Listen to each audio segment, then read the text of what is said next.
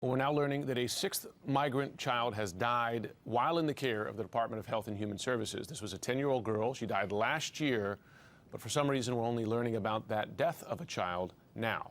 That raises so many questions that he will certainly be asked today. This young girl did have a history of medical problems before she was taken into U.S. custody. Let's go to our colleague Nick Valencia.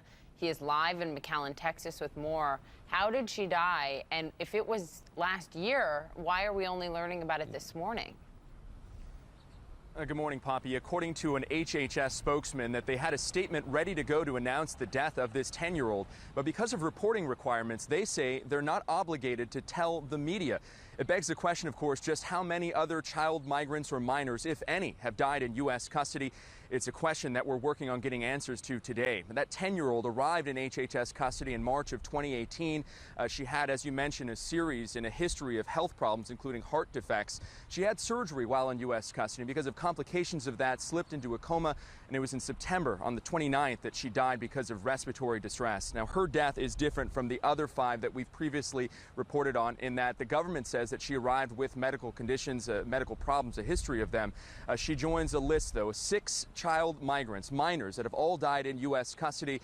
It was first that we reported a 7- and 8-year-old that died within weeks of each other. A 16-year-old died as well last month. A 2-year-old that was in U.S. custody died in a hospital, as well as another 16-year-old who was found unresponsive on Monday. Jim, Poppy.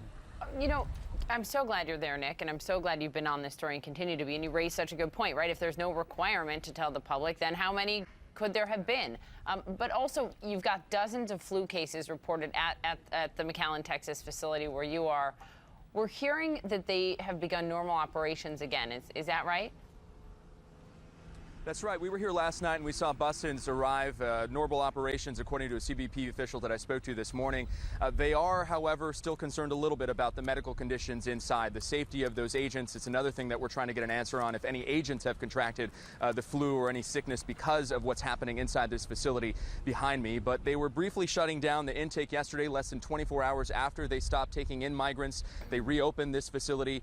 We understand it is back to normal today, but activists here locally and nationally asking the question, what kind of conditions are these migrants being housed in? That you saw 32 migrants contract the flu